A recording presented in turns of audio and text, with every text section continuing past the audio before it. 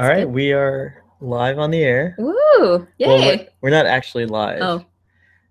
We're live, meaning it's recording, but then this won't air for 4 weeks. That's fine. So it's not actually live, which is sad.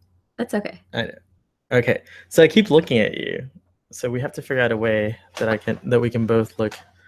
Maybe we should just look at ourselves. I was going to say, let's look at ourselves in the thing. I think that's good. This is new for me. You're not used to having a live studio audience. No, I'm not. It's very rare. But you and Jamie have been alive. Oh, that's true. Like a year ago. That's right. And I think I had the same problem where I would just keep looking at you. So. I had a similar issue as well. Right? But I'm gonna look here. So we're gonna try to look at you, audience. Hello. And welcome to another exciting episode of Starfleet Boy. This episode is going to be Suddenly Human in season 4, and we watched it last night. Yes. And we're going to talk about it today. We haven't talked about it with each other yet at all. That's true. It's true. We've been refraining from talking about it. We've just been thinking about it. Although you did just see my notes, so you might. Oh, but I tried purposely. You tried to not read them. But also when I saw them, I was like, yeah. Whatever. Yeah, well, it's like I watched the episode too. That's true. And so the other thing is that this is going to be my last Starfleet Boy from broadcasting from Seattle, because next week I'll be moving to. We try to record these on the weekends, and this weekend I have no plans to record because I have to pack up all the equipment and send it back. So the next time I record will be in Miami, but this episode will air when I'll already have moved to Miami when this episode airs, which is the funny thing about this show. You'll get nostalgia. I know, it'll be pretty cool. That's what I had last time I watched it. I was back in Montreal and I watched the episode and it gave me like nostalgia for them when we watched and recorded it. So. That's so cool. Yeah. Well, in celebration of that, I've poured us a little bit of aged, a special kind of aged sake from Hikaru Sulu's personal collection. Wow, yeah, really? Just fancy stuff. It's very nice. And so cheers, and thank you for doing my last show in Seattle with me. Yeah, cheers. And cheers to you, audience, and thank you for tuning in. It's quite nice. It is, right? Yeah. So we usually do an episode summary, as you know. I'm happy to do it, or I would be honored if you would actually do the episode summary if you recall enough. I would. Or we could do it together. I was gonna say I would like to do it, but I feel like I don't know all the characters' names. I'll be like, well, that guy with the blonde hair did this, so I feel like you can say it and I'll interject maybe. So just so you know, we are a casual and informal really experience. Yeah, no, totally. That's the whole thing about Starfleet Boy. So I would not want you to not do the summary just because you don't know a character's name.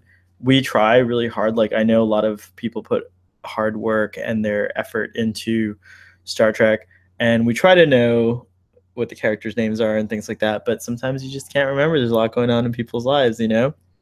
So you can do the summary and say the blonde guy, and I'll correct. If I know it, I'll tell you, oh, that's the character, and then we'll just go from there. Okay, sounds good. You want to try it? Yeah. Ooh, I'm so happy because I really like it when other people do the summary. Okay, so this episode is called Suddenly Human. At the beginning of the episode, Captain Picard and the team receive a distress signal, I believe, that's right, from another ship. A Telarian vessel. A Telarian vessel.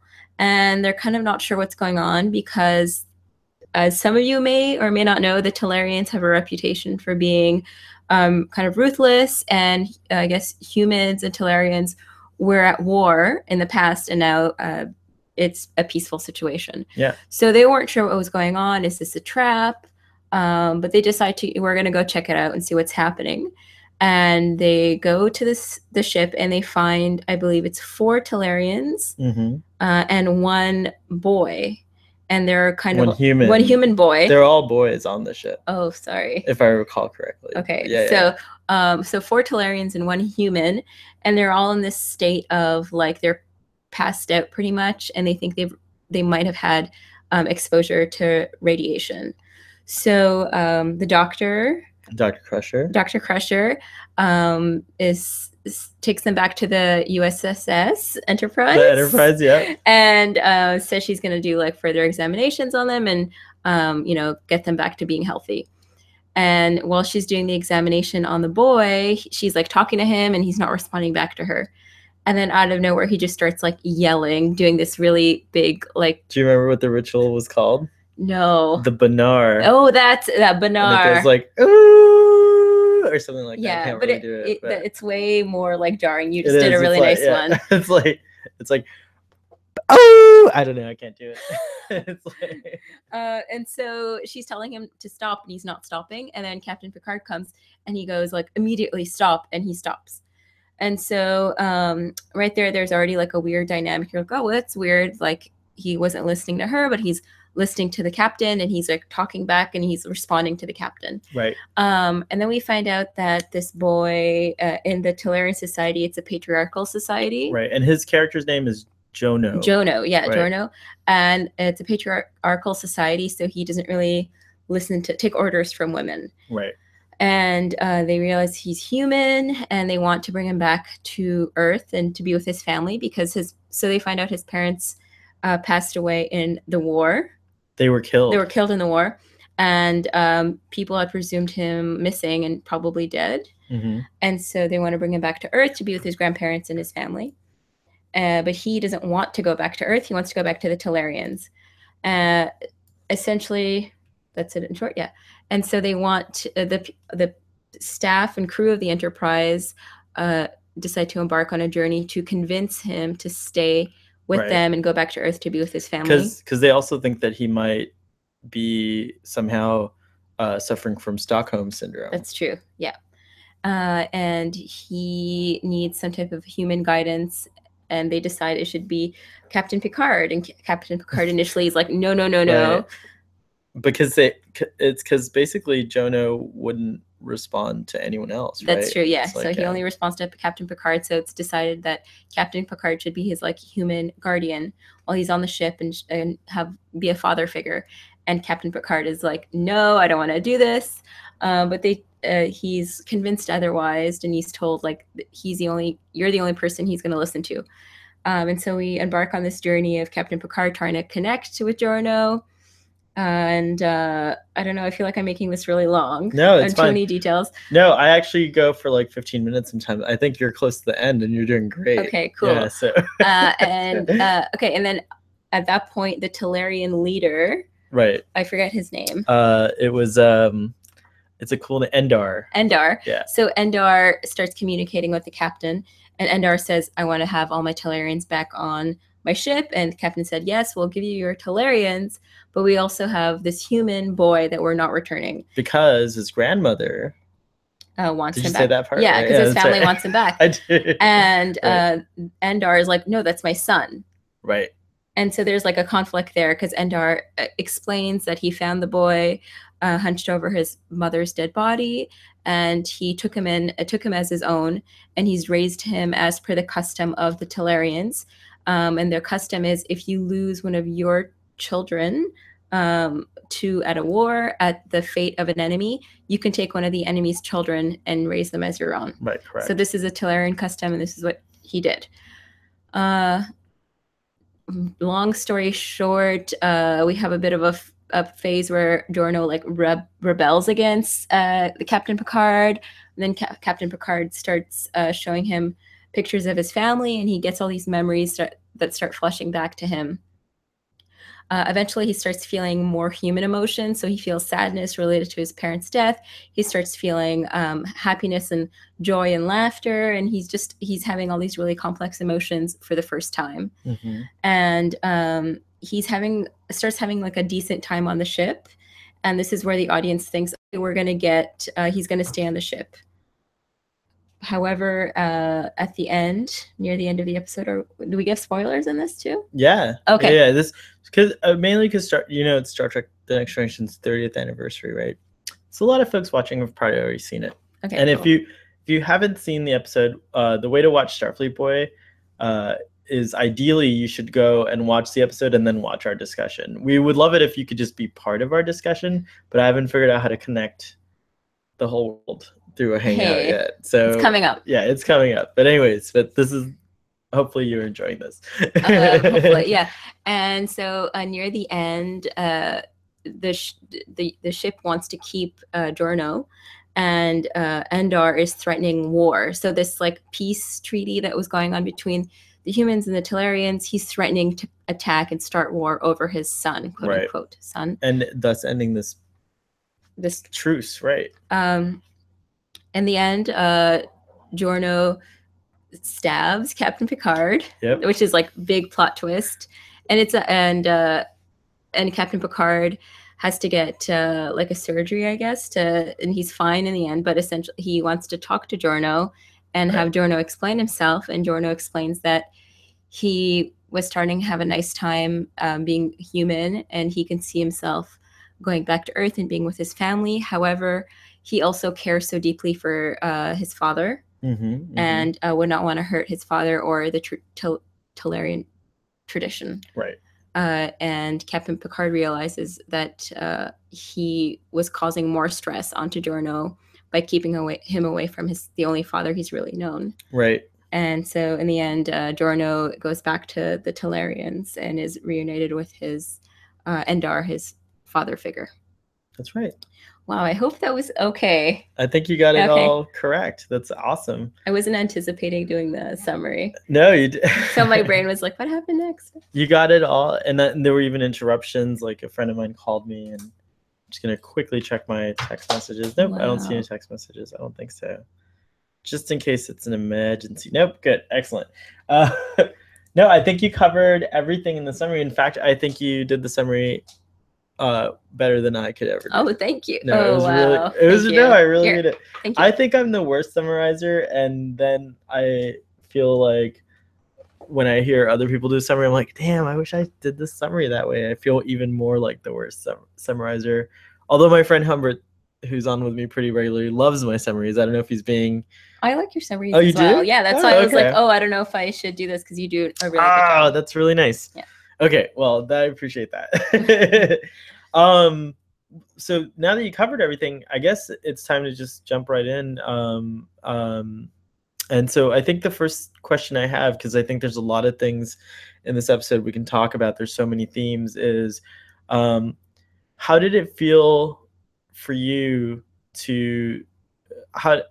So this was the first time you ever watched this episode, right? Yes. Okay, so you don't watch you're still on your Star Trek Next Generation journey. You're not necessarily watching it in order, and you're just kind of, which is fine, because Next Gen is supposed to be like that.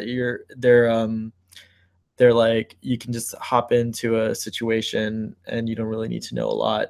And I think Star Trek Next Generation does that for the most part. But then there's things that they throw in, like probably 20% of the time, that if you watch the series in order, you're going to be like, oh, aha. So I highly recommend that you do that. But in this episode, how did it feel for you to kind of first meet Jono, and then how did you feel about him at the end of the episode?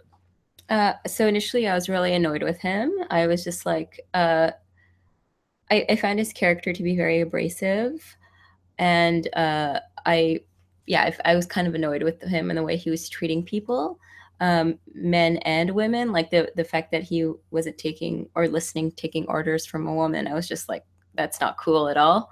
And then also the way he was like treating Captain Picard, who was like trying to be nice and hospitable to him. I was like, I found that to be a bit rude. But then as the episode progressed, I started to have, to find him, to understand him and his complexity a bit more, and could understand what he's been through, and understood why he wanted to go back to Endar, and like, it's really the only father he's ever known. And I understand that. I can understand what he's going through a bit more. Right.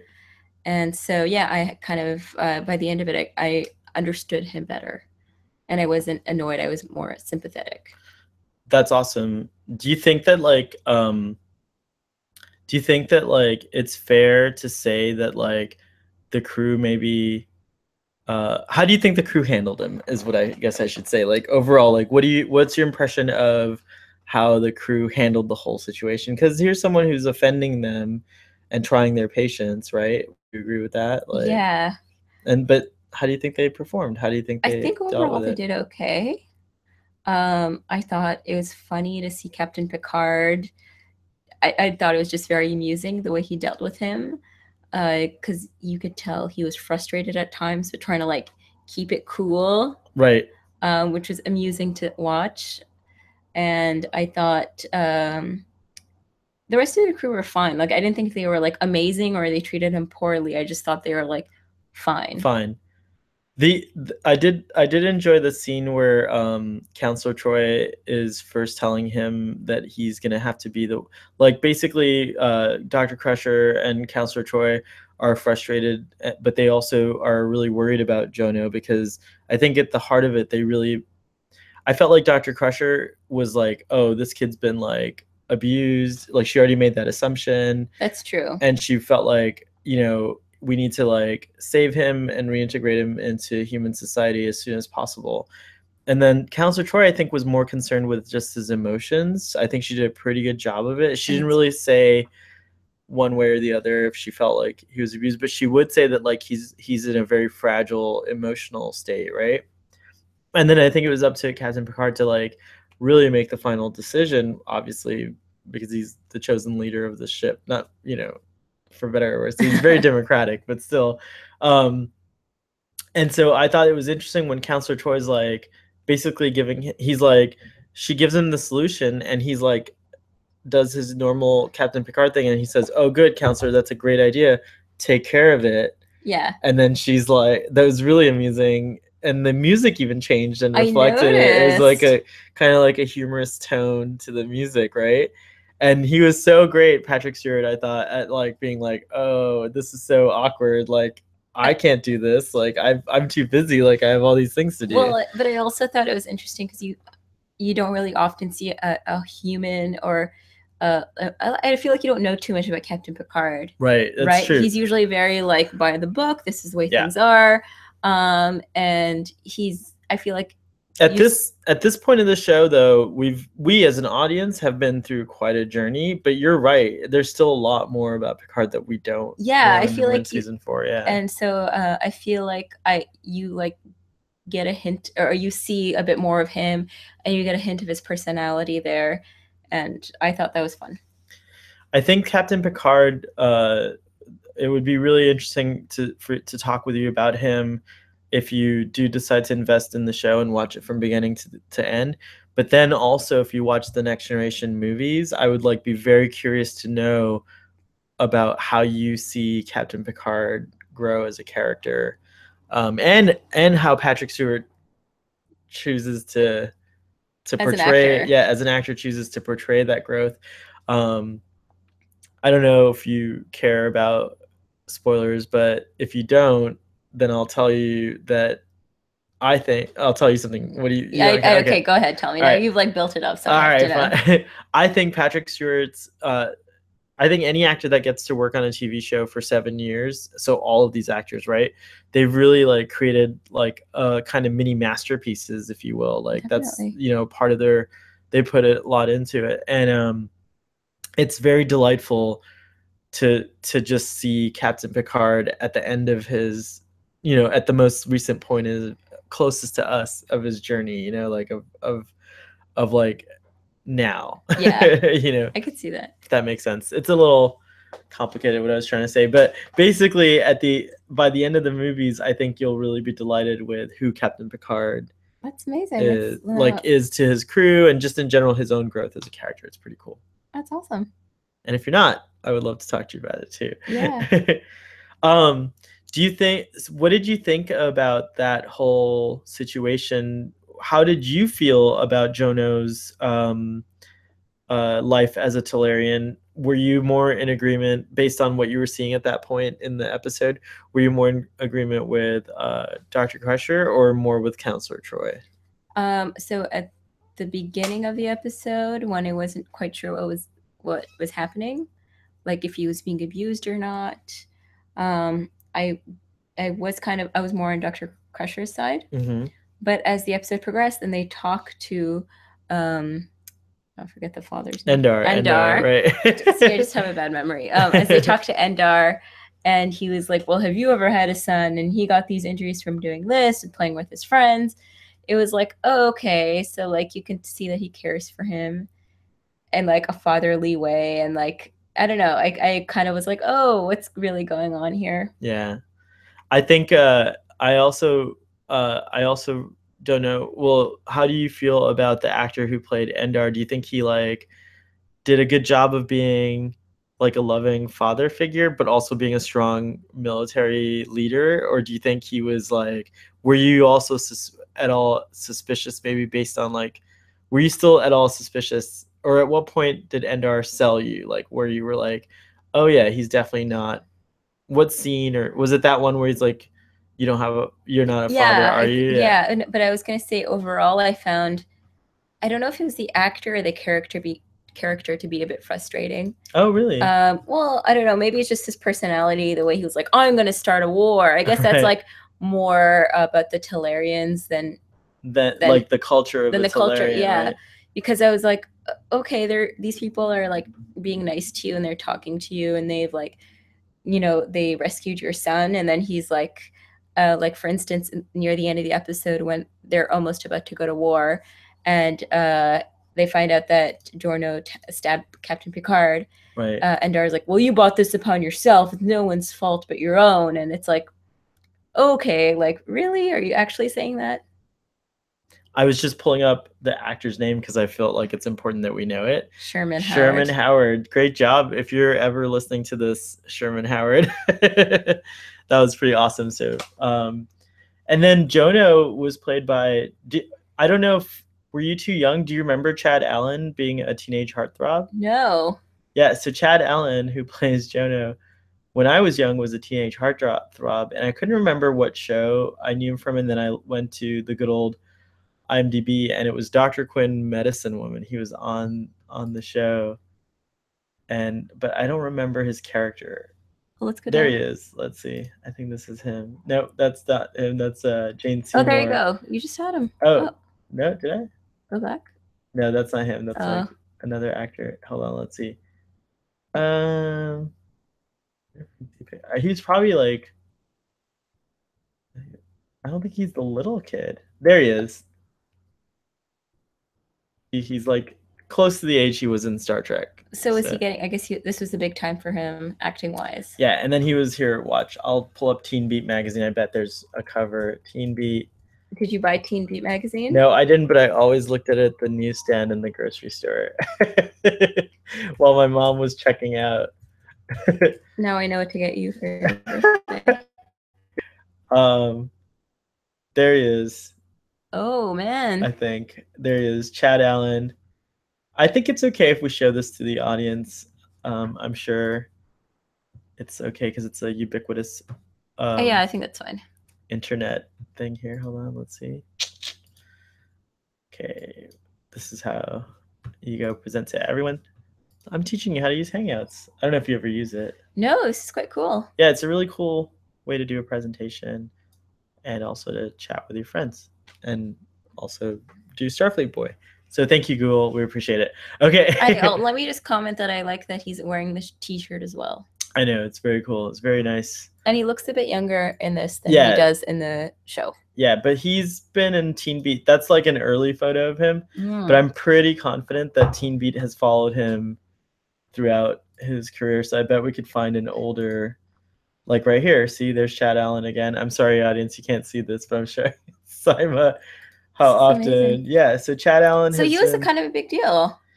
He was. I mean, I don't know that, like, I don't know. I don't remember the ranking of his big dealness, but like here he is with Ricky Schroeder and Kirk Cameron. These were all teenage heartthrobs. Okay, so he definitely was a teenage heartthrob. He was a teenage heartthrob. So interesting. Yeah, it's also interesting to see where all these folks' lives are now. And sorry. Chad Allen, I just saw it, was on Dexter.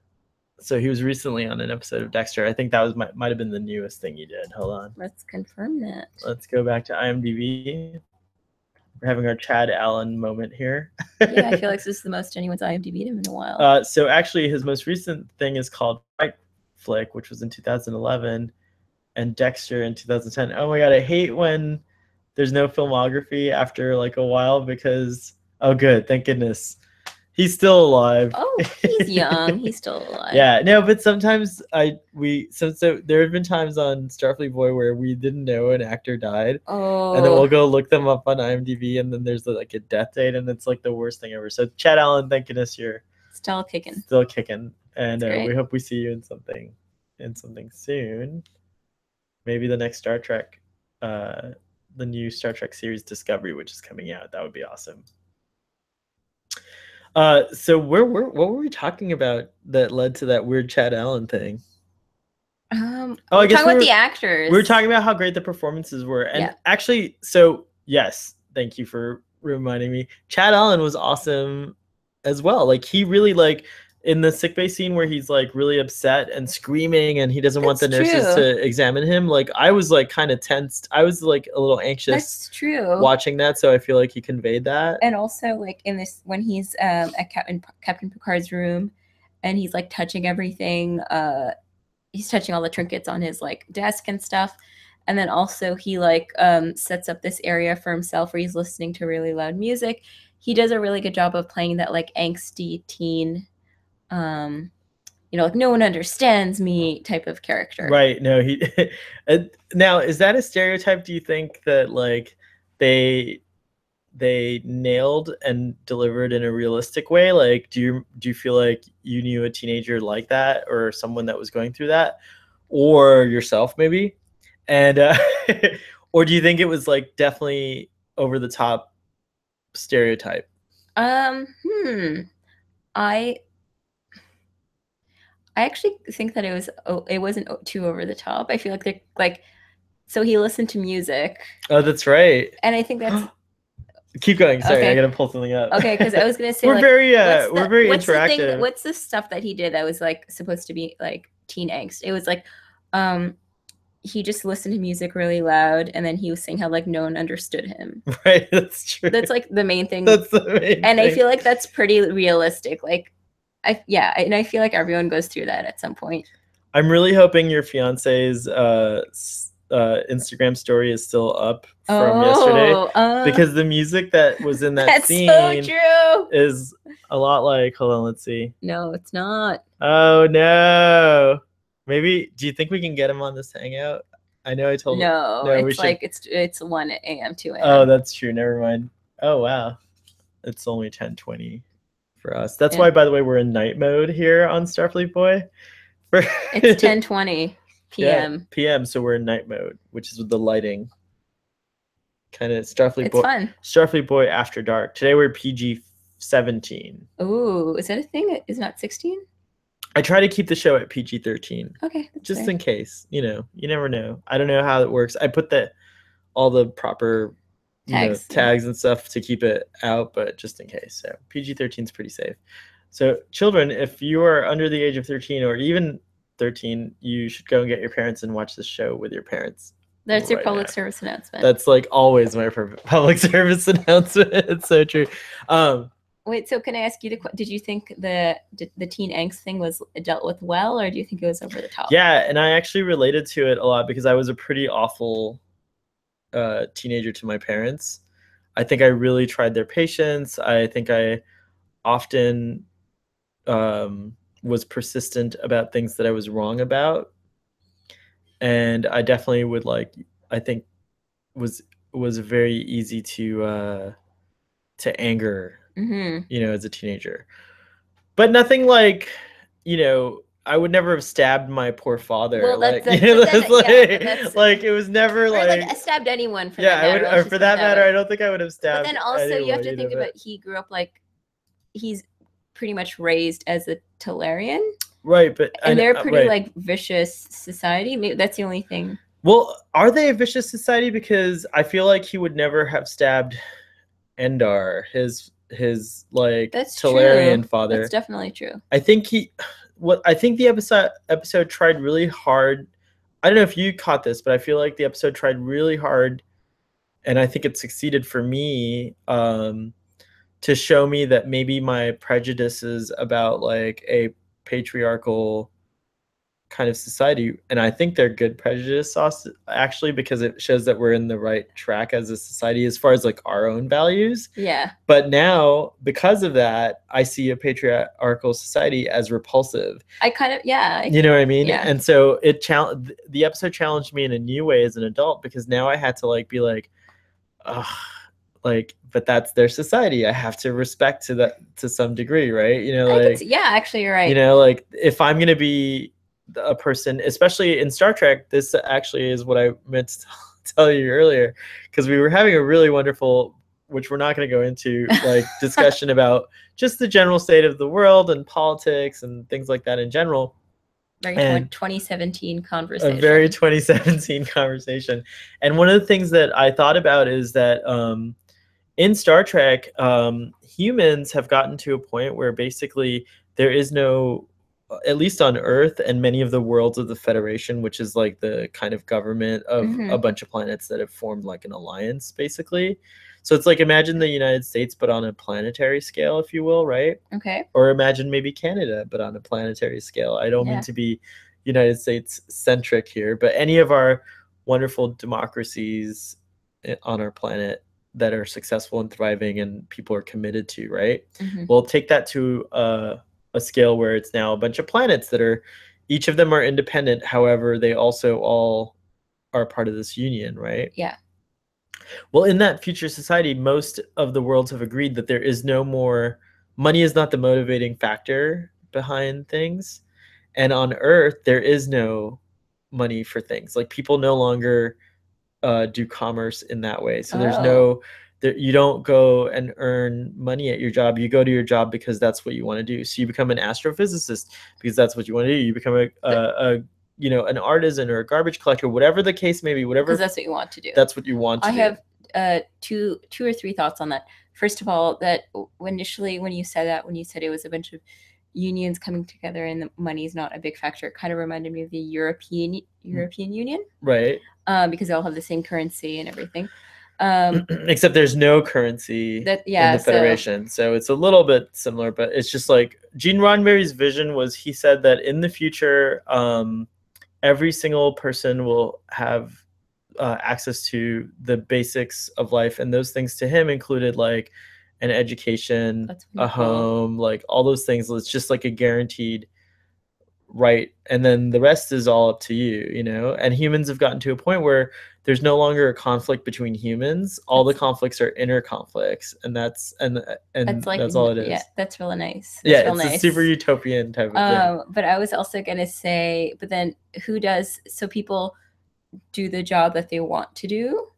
But then who does the jobs, like the less desirable jobs? So for instance, who's like the garbage man? So like, I think it's pretty clear that that's a situation where like technology comes into play. Okay, that's fair. Yeah, where it's like, okay, so this is a dangerous job in some way, because actually, you know, collecting garbage is dangerous. You're being exposed to like bacteria and chemicals, and you don't know what. And you don't know what. It's like, I would imagine, I hope that people who do go into that profession are being compensated well, because I can only imagine that they're like getting injured in some way. I'm pretty sure it's like a very well compensated job. Well, still, it shouldn't even. I mean, I appreciate it, and I'm glad. But I know it should. Yeah, it shouldn't. They should have something more standards. I think need to be in place. I think to protect our sanitation and trash workers, because even just cleaning my apartment, there's times where I'm like, oh my God, I really wish I didn't have to do this because it's gross or whatever. Yeah. You know? Do you guys have that? There's this thing in Montreal where it's like, so everyone gets a standardized garbage recycling or garbage thing. So everyone gets this recycling bin, and then the machines are made specifically to fit that bin. So there's someone driving the garbage truck, and then the other person just has to clamp this thing around the standard size, and then it dumps it by itself. Yeah, I have definitely seen that here, but I just still feel like even just walking through an alley some places, I'm not saying Seattle, because actually Seattle's a very clean city, but like tourism Seattle. Right. But Seattle's a really amazing city, and but it rains a lot. Okay, so What anyway, does that even mean? nothing. That means nothing. Only Seattleites understand what I was doing right now. Is that like, does that mean it doesn't rain and you've led the No. whole world to believe it No, does it rain actually- and it's just this a big conspiracy theory? No, we won't stay off topic too long, but Okay. I will say that there are trade-offs to how wonderful the city is, and that is that like there's a few compact months, such as now, right? We're in one of those periods. We get really nice warm weather, and everyone's like, just yay, let's go out and stuff like that. And then there's another bunch of months where it's like always raining and it's cold and it's dark early. And so what I was gonna say is like my first year in Seattle, I was like, oh, this is nothing, like, because it was a mild winter. Yeah. I finally experienced like a proper winter. Yeah. And I think I would have not made it had it not been for just a few sunny days. You would not be able to live in Montreal, like at all. There's like, it's freaking cold. Like cold is not the problem. It's the lack of sun. The lack of sun is the thing too. Like Oh, the sun really? goes down at like 3 p.m., 4 p.m. That's fine, but you have sunny days. That's what I'm trying to say. Is like Oh, it's snowing, but there's snow sun. reflects light. That's Right. true. And sun, and you're still getting vitamin D, and you're still getting all the benefits of that. So I think that's a lot more tolerable. Here, you just have like, I think there was like something like a 50-day or 40-day period of no Oh wow. no sun. Because their big thing in Montreal in the Yeah. winter is like seasonal depression. We People get get those lamps and stuff. Yeah. To get them. Anyway, So, okay, yeah, we're you- getting really off topic. we are getting there. off topic, but all I'm saying is there's a trade-off everywhere you live. That's true. Because that's just how it is. Despite that, I really love living in Seattle, and I will miss it terribly. Aw. So cheers So that's cheers to Seattle. cheers to Seattle. Cheers. Thanks. But so what we were originally talking about, though, I know we totally got off topic. That's okay. So that like, happens. write in the comments if you like it when we get a bit off topic, or you don't like it. I think people will say they don't like it. Oh. I want to see what happens. I'm very curious to know. And just so you know, it won't affect anything. I will still try my best to keep the show on topic, because as a good host, that's what you're supposed to do. I apologize. No, I welcome it as well. It's like a balance. I think it's like a balance. You need never apologize on Starfleet Boy. Oh. And I looked at the camera dramatically. But so we would seem like, to the Telarians, we would seem like a very passive and kind of easily, like, we would insult much of their sensibilities and their morals and their like things, because they're all about, like, for example, I bet on their planet they have a class system, and like I bet, I'm just assuming, do you know what I mean? But there's, you can kind of sense it, because there is already a class system, because they are a patriarchal society. So already there's a class, and so I think that's something that, like, Is that like too close to Earth for you? the Telarians to me represent what Earth is like now. Well, Yeah. but even just like how we have all the different countries in the world, and there's some places where there's a class system, some places where not as democratic, and some places might see, like, for instance, I was reading this thing today about Canadians and how like Canadians are seen as passive, and I read this thing that was like, if you ask someone for something, you say like, oh, could you maybe do this if you want to? If you don't, it's not a big deal. And I say that all the time. Oh, really? Like, yeah, I'm always like, oh, if you could, that'd be great. If you can't, it's not a big deal. Don't worry about it. And that's insanely passive, and that's a very Canadian thing. So, but like, I guess that's how it is. And like, so to a Telarian, that would be really annoying. So there's things on both sides, whereas we would be like, a Telarian would just be like, I want this. And I would be like, that's so rude. That's so rude, right? Yeah. So yeah, it really challenged me in terms of that, because lately in our, going back to our, conversation, lately there's a lot of like division over these like what's socially acceptable, and like, right now, I mean, like, I really am struggling to feel motivated to kind of just like, I don't know, like, I'm struggling to feel motivated in some aspects of my life, because right now what I'm seeing in the United States is like a lot of unkindness, and it feels out of character for the United States. We're known as a tougher kind of more conservative society. But I've always felt that like we weren't far off. Like when you travel, as an American, when I traveled to Europe, the one remark that most people had was, Americans are so kind and so nice, and of course they would say Canadians are nicer.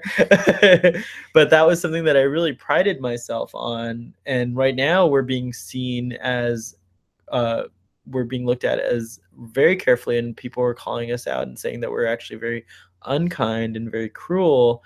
And I can't defend it because our social policies are unkind and are cruel, and it's a hard place to be, so it's like, so if you don't so you're having a hard time motivating yourself to be to kind defend, or to defend defend this country's policies, and to defend our our current administration, that's our current government is basically. Well, I was going to say, in a way, it's like reassuring that you are struggling to defend it, right? Right. I don't want to be like, well, it is reassuring, but it's also scary because it's such a precarious place to be, because so this is, I guess, where the conversation about nationalism comes in. Look, a Telarian would be like, no matter what my government's doing, if I'm not defending it, then I'm not a Telarian. You know what I mean? And so you feel a little you start to feel a little bit of like your countrymen are like, well, if you don't, some of our countrymen, not all of our countrymen, but many of our countrymen, or country persons, which would be, more appropriate, are saying, well, if you're not, it's not worth the division. It's not worth, like this and that. And I'm like, no, but don't you see what's going on? Like, it's kind of a scary time to be in, in this country. And so I don't know, I just feel a lot of anxiety, emotions, lots of fear. It's just like, I don't recognize a lot of the things that we're doing as a country, and I realize how our government works on a very intellectual level, and I'm not but you're emotional. But on my emotional level, I'm very confused and upset. That's really interesting. That reminds me of a few months ago, I was at this thing related to work, and we were having these like group activities, and we had words that we had to define, and one of the things my group was defining is, what is citizenship?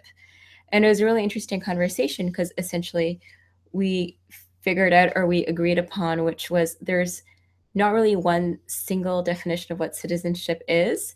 And depending on the thing that you want to be a citizen of, in this case, a country or a society, there are values. And like we were talking about this in terms of Canadian values, and we were saying there's like rules and regulations. That's part of being a citizen, but it's also like you're encouraged to like think about them critically, and you should be allowed to like criticize or make suggestions, right? And that's what a citizen should be, or that's what we agreed upon. But if you look at the crew of the Enterprise, they kind of have a similar attachment to Jono as a human. They feel that he, being a human, should make this choice and be like them, whereas he's like, there's no choice. There's no choice. I'm a Telarian. I was raised a Telarian. I love my Telarian father. My Telarian brother is like, and by the way, that's another testament to Chad Allen's acting. I did get the sense that he was young, like an older teenager, maybe 15 or so, right? Yeah. But he was also very articulate with Captain Picard, despite, getting to the, like in that scene in sickbay, the end scene where finally Captain Picard changes his mind. Yeah. What makes Captain Picard change his mind? Like, he like really articulates himself beautifully in that moment. True. And it's like, yeah. I was going to ask though, I felt like he was able to articulate himself better in his emotions, because he was starting to get in touch with his human emotions. Like, I think at the beginning of the episode, he was just like, take me home. And then he started feeling the emotions, and he was able to articulate, like, he was like, well, I'm feeling this sudden sadness. And I felt like he was able to better articulate his emotions because he got in touch with his human side. That's true. I just noticed that you do have to get a little closer. Oh, sorry. I apologize. Sorry. I apologize, audience. I don't know what the sound's like, but whatever. No, I'm just kidding. Put your headphones on. Put your headphones on for this episode. It might be better. But anyway, the podcast will sound great, though. Okay, fabulous. But the YouTube might not. But I'm always listen surprised. To the podcast and watch the YouTube at the same time. At the same time. Oh my gosh, it's like a whammy. No, but I think you're doing. Now you're fine. Okay. You're, like, now I'm gonna I'm gonna stay up here now. This is, by the way, I'm having such a nice time talking with you about this episode. Who knew we could come up with all these topics from it? Okay, wait, I have a question for you now. Yeah. Okay, so in the episode, they talk about like feeling human happiness and joy, and so there's this scene where Captain Picard takes Jono to like the dining area, and Will Wheaton's character, correct, yeah, I don't remember his character's Wesley Crusher. Wesley Crusher right. is having a banana split, right? And he's like, "This is one of the best things, like the best things ever, and you should try this." That's cool. And it's very comedic because Jono, of course, tries to have a piece of banana of the ice cream, and it goes all over, everyone's face. Well, no, mainly it was just Wesley. Mainly right? Wesley, but kind of like a little bit on everyone. And they all start. It's like this kind of like a tense minute, and then they all start laughing, and then Data comes and is like, "I don't understand why you're laughing." And anyways, it's very comedic. We did really good job. That was a very funny scene, and we did what I remember a couple things about that scene, but one thing is that you and I did a great job of watching the show with very little like commentary. I actually broke the silence, really, like the concentration one time, and then the only time you ever broke the concentration was like you were wondering if Data was playing chess by himself. Yes, that's true. And that was the only time you ever. That was also context for me, I think. Yeah, I think so. Or, it was something that I don't know. If I was just like, I need to know this. I really enjoyed watching it with you because I kind of love, like sometimes I'll watch Star Trek with someone and you could tell that they're interested, but then they have a lot of questions and they just can't wait to get their questions out. But you did a great job of just like waiting and like you're asking them now, which is phenomenal. Yeah, well, two things. Because I knew we were doing this podcast, right. But also that's like one of my pet peeves is when you watch a movie or a TV show with someone, and especially if you've seen it before, because I've had this happen to me, and they're like, and even if you haven't seen it, it's actually worse. And they're asking you like a million questions and you can't even watch. And I find that so incredibly annoying. And in fact, I don't know if you noticed, but often I would just look over at you to see what you're. Oh, I didn't notice because I think I was watching. That's good. I would look over and be like, "What's her reaction to the scene?" Because I was getting all excited. Well, and also if it's like a well thought out story with an actual narrative to it, which this one was, which it is, and which Star Trek mostly is, I think, all the time. I think so. Any of your questions should be resolved by the end of it, right? Yeah, that's true. So, like, if you just keep watching, you'll get all the answers you need. That's true. I do, but there's what's wonderful is you get all your questions answered, but you have a lot of discussion. Which is what Star Trek does, and that's why the show exists, because casual and informal discussion about Star Trek. The other thing I noticed about that scene, which I never noticed before, and I don't know if I did not have a chance to confirm it on the internet or to see if anyone else came to this conclusion before, if the production or if this was on purpose, if the production team did it on purpose. But I thought that scene also had a Star Wars tie-in. Do you have any idea what it might be? Are you a Star Wars fan? Do you watch Star Wars? I've seen Star Wars. I'm not like I've seen the movies. I'm not like a mega fan. Do you remember the color of the ice cream in the sundae? Was it blue? It was blue, right?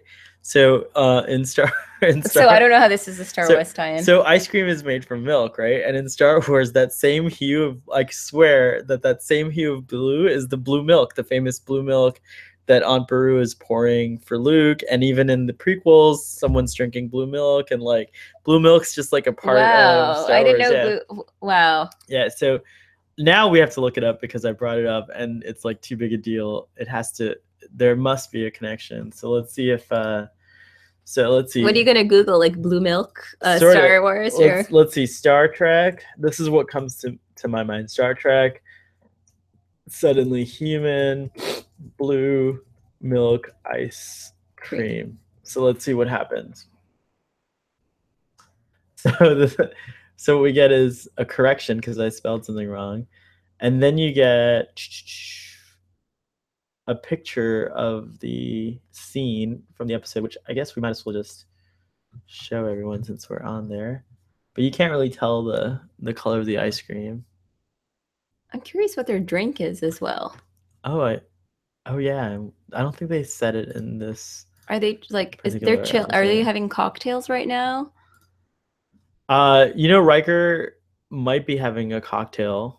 Right here. You know what that looks like? It looks like one of those like Red Bull cans. I know it's not. It's a glass. Is it a glass or a can?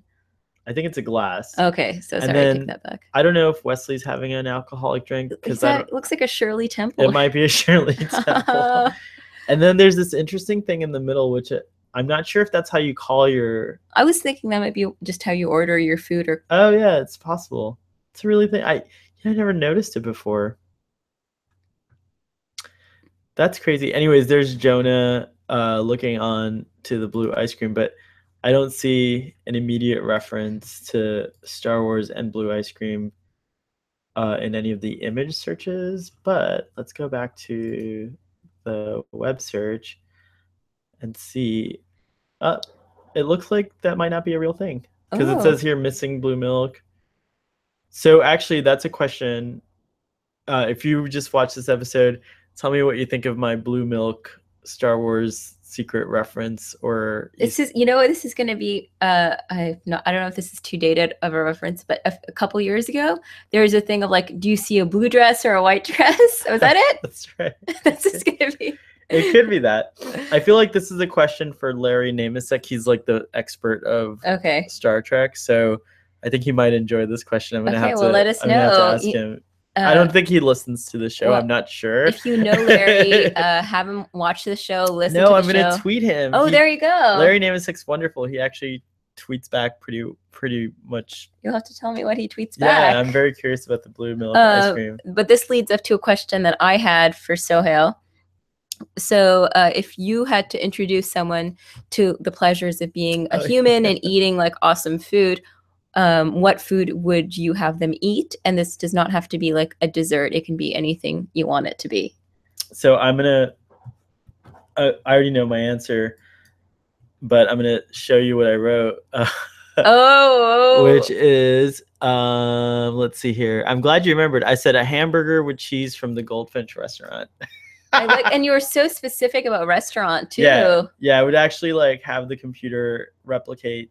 This is like a cheeseburger shout out to Seattle episode. So it's very appropriate. Yeah, because they use Beecher's cheese, which is a local cheese. Yeah, that's from the market, right? Yeah. And like I think the beef might be from the Painted Hills. Oh, it might be. I don't remember. That's very like but Seattle, even if it's not Pacific Northwest, right? Like local. Correct. And even if it's not, they do I think source locally all the time. So that makes sense. And if you're in Seattle, since we're doing a Seattle episode moment here, you should definitely also, if you're a meat eater, go to Rain Shadow Meats because they have. If you're gonna cook your hamburger at home, that's the place to get your. By the way, I'm pescatarian, so I don't eat meat. I think they also have fish, if I'm not mistaken. Okay. Yeah. Wow. Okay. So my food was very generic.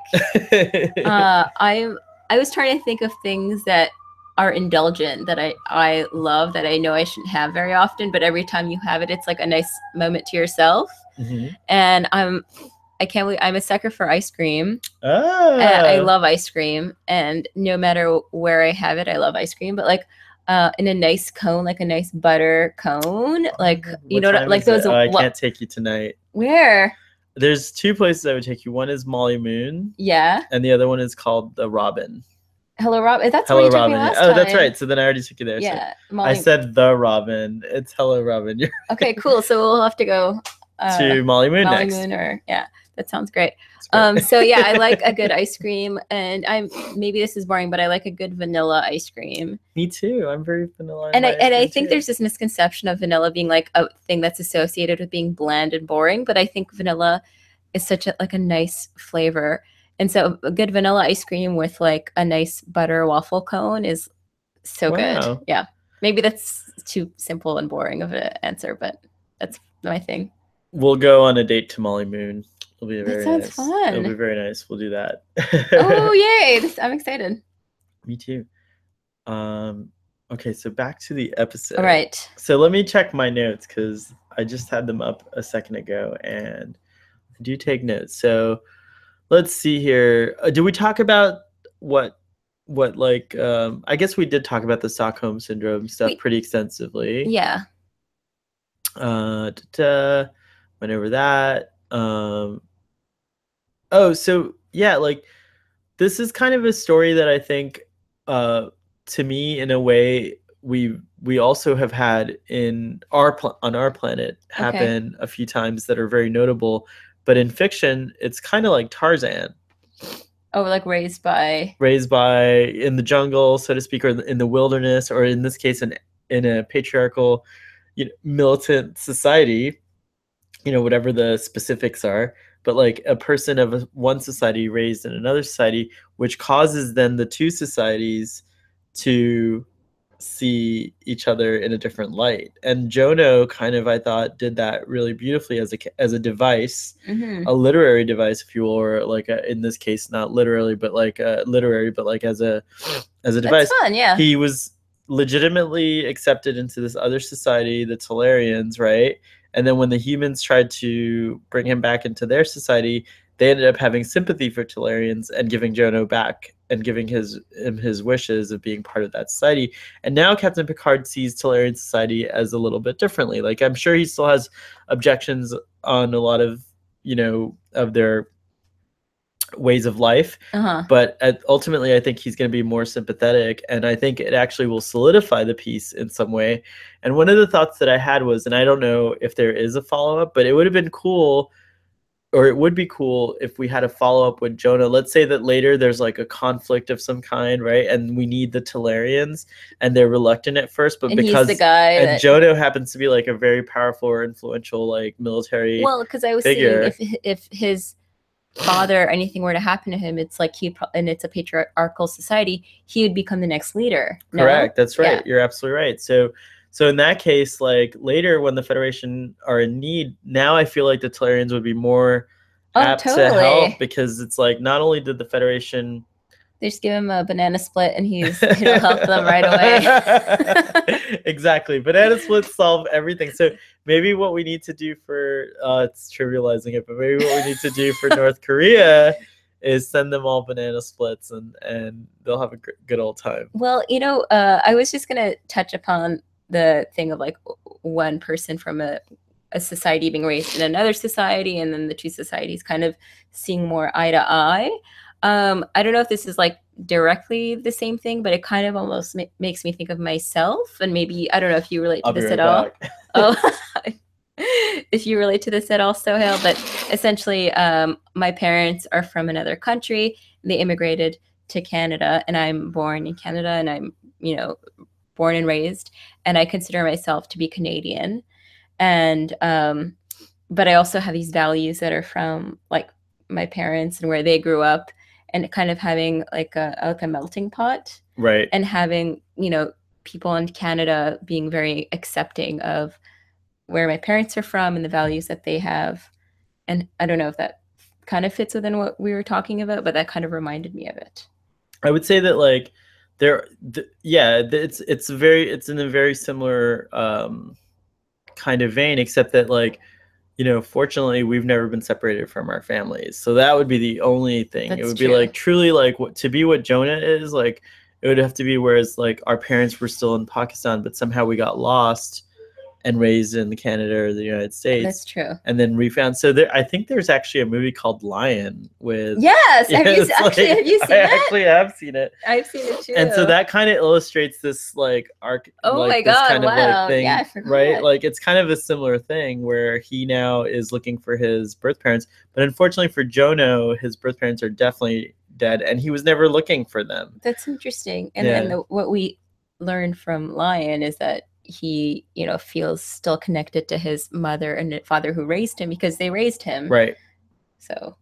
And that's the thing is like, ultimately, what's interesting about both of these concepts is that ultimately, like, yes, we do have like really strong ties to those that were related to by blood, but I think family can be more than just, a blood relation, a relation, because certainly the crew of the Enterprise knows that, because they feel like a family together, right? And then Jono is not even Telarian, but he's fully accepted as one. He just doesn't look like them. Yeah. And which is actually something interesting about Telarian society, because even though they are a patriarchal society, but they may not be a bigoted or necessarily like a prejudiced society. Which, could the two really exist in the same place? Like if as a culture one group submits to another. In this case, let's say like, you know, women, which obviously are treated not as equals. And there's that wonderful scene, by the way, which was great because Klingons are actually a very similar kind of similar, but not 100% similar, because there are female warriors in Klingon society as well. Yeah, I remember watching an episode. Yeah, but they still use words like woman and like, you know, like get away from me, woman, and you know, say things like that, which sound very like, you know, misogynistic and like things like that, but like it's not that way in their culture, you know what I mean? So for Worf to have said, "You are a human, and among humans, women are equals and can do whatever they want," was like awesome for this other alien to be schooling a human, you know, on what it means to be that human. Reminded me of like, so he gets a transmission video from his grandmother, who is a higher ranking official than Captain Picard, and this like totally blows his mind. Right? He's like, "Whoa, what are you talking about? Like, she's higher ranking than you, and she's a woman." It gets his grandmother, Admiral. His name, by the way, Jono's name. We've been using Jono's name, which we should. His Telarian name, but it's Jeremiah Rosa, and so Admiral Rosa is his grandmother, and she's like, "Whoa, my grandson's still alive," and so yeah, a Telarian woman could never achieve what Admiral Rosa has. So I think he's in both awe, proud that his actual biological. I saw some pride there. Like, oh, my grandmother is like an admiral. You know what I mean? Like she's like a big deal in this society. You know, and so it's a mixture of like shock, pride, and like, you know. So I thought that was like a really great scene. Great to point it out. And I would love to talk about a little bit. I have a question for you. So Jonah, that's one of the moments where Jonah's frustrated. He's like, I really wish I could just run along this like place, like, you know, do the things that I do at home. And Captain Picard realizes, because I think it's like the second time Jonah said that, like maybe what he needs is to blow off some steam. Yeah. So they go and play like future racquetball. Yeah. Like space racquetball, we'll call it, right? Yeah. And that's like really interesting game. We don't really know the rules of it, and I forget what the actual what it's actually called, but they played on Deep Space Nine too, so it's like a recurring sport. And in that scene, I was wondering if you were if you had any like things about it that you thoughts overall? Yeah, just overall. And I'll be happy to share some of my observations if you like. Okay, so I guess random thought is like, it's interesting how they're showing that also physical activity is something that kind of transcends species, because this is the same idea of like blowing off some steam by doing physical activity. So I thought that was interesting, the idea of like exercise and physical activity being something that everyone does. It makes sense though, because I mean, I live with a cat who's really cute and sleeping right now, but he's a ball of energy and he's got a lot of like issues and things like that, and the way to calm him down and to make him feel good is like playing and like giving him physical activity. And so we try to do as much of that as possible. And whenever we, like today, you played with him, which was so great because he was super chill when I came home. Normally, you know, I'm trying to like do a lot of things like in this last week packing, so I haven't played with him as much. So it was wonderful that you did that. But I feel like Jonah, I feel like any biological creature that is like similar to us, we do require some kind of like physical activity to help us to calm down, and I think that's just part of even sloths. Yeah, so sorry, that was my first thought, was like that's really interesting, and that physical activity kind of unites us all. And then the other thing was they're caught like Captain Picard's outfit. I don't know if you can pull that out, but it was just like, I don't know why. Maybe because he's, again, it had something to do with him being usually such a serious man, and also when he was talking, he was very like stoic and giving advice, and then he's wearing like a unitard, which is fine. There's nothing wrong with it, but it was kind of like, it was interesting to say the least. That's what I thought. I'm pulling it up on, so I put Captain Picard's space racquetball suddenly human. Let's see if it comes up. Oh, racquetball is one word? Yes. I didn't know that. And you're right. Okay, so let's see. Here we go. This is a great... Oh, yeah. Yes. So I don't remember as when I saw this episode as a young person, like being particularly like, you know, impressed by the or just I remember just being indifferent to the kit, I guess, to play this sport. You know, like the outfit you wear, right? But watching it now as an adult, I was extremely like just like wow, like Captain Picard looks very good. Like he looks sexy. Like you know Do what you I mean? think that Like do you think this has to do with like times the changing? Like we're more observant of fashion and outfits and the way people look and their bodies, or oops, oh, you dropped your pin. That's okay. I got my pin back. I don't know. Like, what do you think that is? I think that like as an adult, I definitely feel that. I think when I first probably saw this episode, I was a late bloomer, so I probably hadn't really experienced puberty at the time.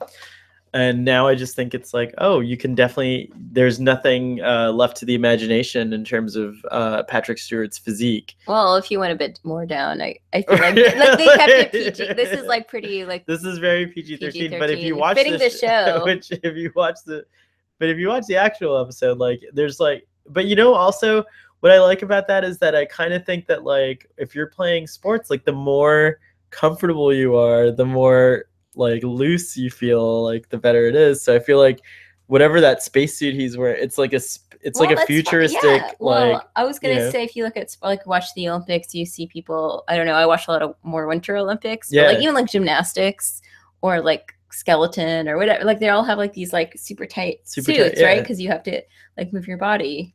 Right. You don't want to be restricted by like something, and then if it's too baggy, it can also restrict you in other ways. So yeah. I feel like this is a very like proper. It's not like they're doing anything intentionally to be like. But I just, you know, like it's amusing. That's all. It is amusing, and it's just you know, it just surprised me a little to to see how what a great shape Captain Picard is in. Are you surprised? I was like, oh yeah, of course this guy's in good shape. I guess you're right. Like he also fences. In real life? Yeah, and I actually took up fencing because of Captain Picard when I was a young person. I fenced for almost 9 years. Yeah, with a really good friend of mine for like 4 of those years. That's nice. Yeah, That's it was like really awesome. Yeah, I love fencing. I should do it again, but that's that means it's 11 p.m., which is usually my bedtime.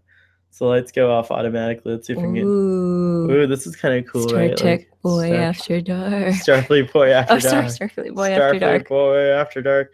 I don't think this ever happened on the show before because I'm in my alarm right now. This is like a really neat episode because a lot of fun. Are you like overwhelmed by this? No, I love it. There you go. Oh, come on. Hold on. There you go. There. And we're back. And we're back. I should have been like, computer, raise lights to Siri. 80%. Yeah. No, but on the Enterprise, you say computer. Speaking of Siri, Alexa, Siri, all these things, they basically do what the ship's computer does, where you're just like, computer, do this, and it tries to do it for you. That's true. So that's another Star Trek thing. Let's see what else. I think we covered everything in my notes. Do you think we covered your notes? Yeah. Ultimately, here's the ultimate question, and then I want to show my little sketch my little doodle that I made last night as I was thinking about the episode. Ultimately, do you agree with Captain Picard's decision, or do you think there was a better choice? Wow. Can I think about it for a second while you answer, or do I have to answer? Yeah, that's fine. I actually think that when I was younger, I would have disagreed with Captain Picard, and if I'm not mistaken, I think I was left with like a sense of discomfort as a young person, where I was like, "What's gonna happen?" Like, I would have felt like Jono definitely belonged to being a human, and I would have felt like that he should be returned to his grandparents and then raised as a human. I would have felt like this was like a casualty of war, like, and that that because of that, there's no positive outcome to it, right? Watching it again now, I totally have flipped my my thought, and I really do think that It's though the right- it's though it was the really tough decision and maybe not the most ideal decision, that it was definitely the right decision. And that's I feel like it's a tough one. it is tough. It's a think- very that's why it's such a good episode. Yeah, I think in the end, I do think that I didn't have. Let's put it this way: when the episode finished, I was like, "Oh, that's interesting," but I was like, "Okay, that makes sense, and I can see that." So Right. I wasn't like disturbed. Or I was like, "Okay, yeah, that's fine." I thought that was a nice ending, like Right. a very Star Trek ending. Like, yeah. Does that make sense? I totally agree. But I think on a personal level, I thought it was. I think maybe this relates to like different societies and different ways of thinking. I was like, oh wow, that's tough. And I also felt bad for the grandparents. I know that's why it's such a weird and tough decision, because it's like had Joan, and that's what's brilliant about the episode is that like at some point I think it would have been, the truth would have come out. So here's the question: do you think now? Obviously, the answer is no, because Endar's culture is, in his honor and everything, maybe, but could Endar have like maybe a long time ago when he first got Jonah, do you think Endar ever thought, and this was something the episode didn't answer, but it would be wonderful to know, do you think Endar ever thought, yes, I did this, I'm within my right, everything's okay by my culture, but knowing humans as he does, as he knows about them, right? Do you think he ever thought like, maybe I should let the Federation know that I've taken this child as my knowing what I know about Endar from this episode, I would say I don't think that thought ever crossed his mind. Really? You don't think so? No, I think because even when Captain Picard's like, oh well, the Enterprise knows of this child and we have to, like, Captain Picard's pretty much saying like, this is direct orders, like we have to figure out what's going on with this boy. And he's like, why would you do that? Why would you tell them? Like, it almost seems that he has some level of respect for the he has some level of respect, but also like does as he pleases. And can you then fault him for that because of his culture? Because despite the fact that he's a Telarian, and maybe Telarians are more xenophobic than other cultures, and maybe that could be a reason why they're xenophobic, is so they don't have to like interact and like respect other cultures. I don't know if that's the culture. That's just his personality, because maybe someone else in the culture would have been like, okay, you had to tell them that's the rules, and they seem like a culture that respects all the rules in the way that they are. So I don't know. I feel like that's his personality coming through, where he's like, well, why did you have to tell them? It's like, those are the rules we had to tell. I don't know. Right. I mean, ultimately in this situation, I do feel confident or comfortable that Jonah's not abused. He's actually very happy, etc. But I do still have that little bit of a qualm, I guess, which is like, I wonder why Endar would just, but then I'm thinking of it from a very human perspective. That's what's so interesting. Well, also, I don't know, maybe this is like silver lining of me, but maybe if the whole thing in the culture is that once a boy is 14 years old, he can make his own decisions. So maybe he'll decide, oh, I'd like to meet my grandmother or my grandparents, just to like visit, just to see them, see what certainly they're like. Now I think that's true, because he now has been kind of forced to discover. The other thing I wondered is, do you think Jonah it ever occurred to Jonah, because even growing up among Telarians have uncles, surely they're not called probably uncles and aunts or grandparents or whatever, right? But just by virtue of biology, that this is your mother, your relative, right? Did he never wonder if he had human relatives that were still alive? And if he did he ever come to Endar about it? And if he did come to Endar about it, why wouldn't then at that point Endar be like, well, when you turn 14?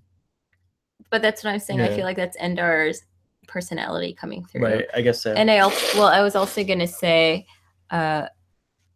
something about the human relatives, was that maybe that's also why I thought that the character of Jono was very annoying at the end, because they're like, well, you're a human. He's like, no, I'm not. And it's like, really? You mean in at the beginning? Right, at the beginning. When he was like, return me to my people. And they're like, well, your people are actually human. And you could you're not blind. You can tell that you Right. don't look like these people. What are you like? Like he didn't even acknowledge it. Like he was Right. like, no, I'm Telarian. That was something I found to be a bit annoying. I'd love to know what anyone who's watched this episode or is watching this episode thinks of that, and you can let us know in the comments below. And I guess you'll definitely be checking back to see what the comments might be. Yeah, of course. Yeah. I guess we should end on. I thought that the show ended, despite whatever controversy might have been there. They established early on that Jono refused to remove his gloves because he said, and just quite bluntly, he's like, Telarians never remove their gloves among aliens, right? So even there, right there, he's like rejecting humans, even though he himself is human.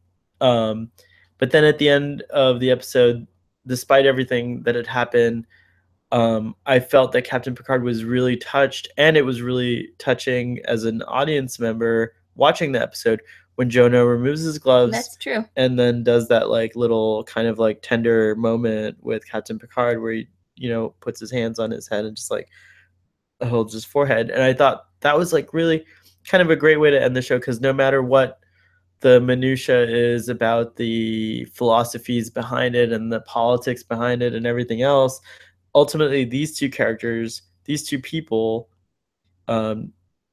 made a connection that I don't think that changed both of their lives in a way. Yeah, I agree. Yeah, so I like that. Oh, what am I supposed to end on now? No, I feel like whatever it was you such want. a good ending. No, that's okay. Well, we Well, could both. We're just. Well, I guess to touch upon that, I think it just shows that regardless of who you are, what species you are, the connection that you can make with an individual on a one-on-one basis kind of transcends that. Right. And maybe that's something in 2017 that we can all we can all use, right? Yeah. So that's it. Well, it was really nice, Sima, to have you on the episode, and it was nice to do this like kind of thing. And this is thanks for having me. This was really fun.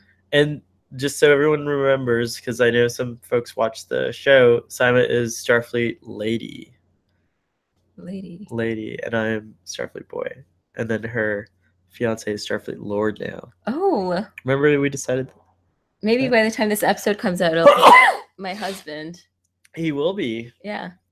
I think this episode might air that weekend. Fabulous. So let's make it a congratulations now and congratulations then in the future. So yeah, thanks. All right, and I don't know why I'm getting allergies, but something's bugging me. There is smoke in Seattle, so maybe it's that. So I'm gonna say live long and prosper. I have a hard time with this. Excuse me. Live long and prosper, and see you next time.